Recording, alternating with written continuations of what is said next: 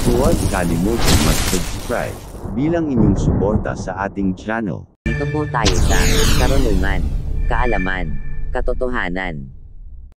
Pagsusuri sa lumang tipan. Ang lumang tipan ay nahahati sa 5 bahagi, ang Pentateuch, mula Genesis hanggang Deuteronomio.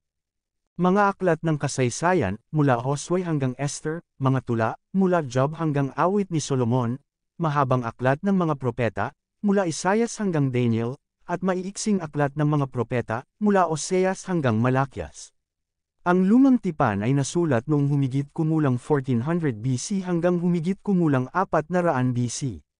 Ang lumang tipan ay isinulat sa wikang Hebreo, na may kaunting Aramaic, na sa asensya ay isang uri din ng wikang Hebreo. Tinalakay sa lumang tipan ang relasyon sa pagitan ng Diyos at sa bayang Israel. Ang Pentateuch ay tungkol sa pagtatatag ng Diyos sa bayang Israel at sa kanyang pangako sa kanilang mga patriarka. Itinala sa mga aklat ng kasaysayan ang kwento ng bansang Israel, ang kanilang tagumpay maging ang kanilang mga pagkatalo at kabiguan. Ang mga aklat ng tula ay nagtuturo sa atin ng malapit na relasyon ng Diyos sa Israel at sa kanyang marubdob na pagnanais sa kanilang pagsamba at pagsunod. Ang mga aklat ng mga hula naman ay tawag sa bansang Israel upang magsisimula sa pagsamba sa Diyos-Diyusan at sa kawalan ng katapatan sa Kanya at sa panawagan ng pagbabalik loob at katapatang espiritual.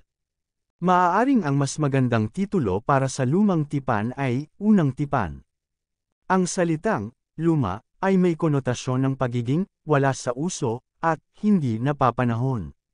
Ngunit hindi ito totoo. Ang pag-aaral ng lumang tipan ay kapaki-pakinabang at isang gawain na nagpapayaman sa especially ritual.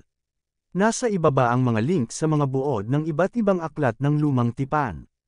Umaasa kami ng buong katapatan na naway makatulong ang mga pagsusuring ito sa lumang tipan sa inyong paglakad at patuloy na